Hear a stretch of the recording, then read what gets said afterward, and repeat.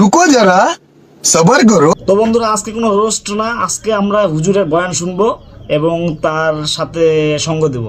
এটা বাংলাদেশ, এটা পাকিস্তান না রে বাবা, এটা ইন্ডিয়া না।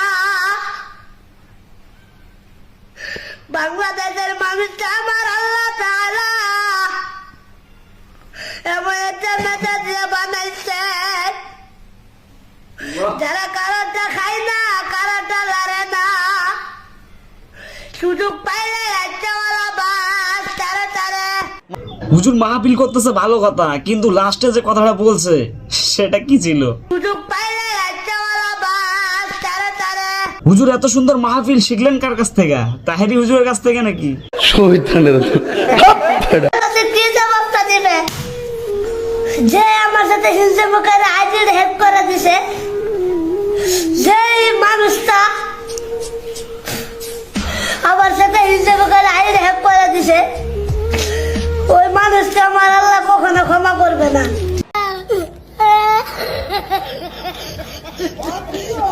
হেক করে দিছেন, আপনার আল্লাহর কাছে কি জবাবটা দিবে?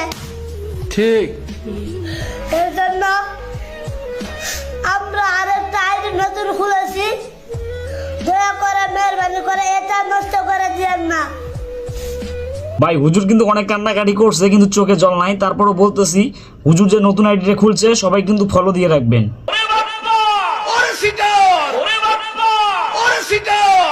কাউকে মাথাকে বিশ্বাস করবেন না ভাই, একটু নামকে বিশ্বাস করে দিলাম, সে জবাব হোক আমার আইডি হ্যাক করে নিয়েছে। ভাই হুজুরের কান্না আমি সহ্য করতে পারতেছি না। আর হ্যাকারদের উদ্দেশ্যে একটা কথাই, যে হুজুরের আইডিটা আর নষ্ট করেন না।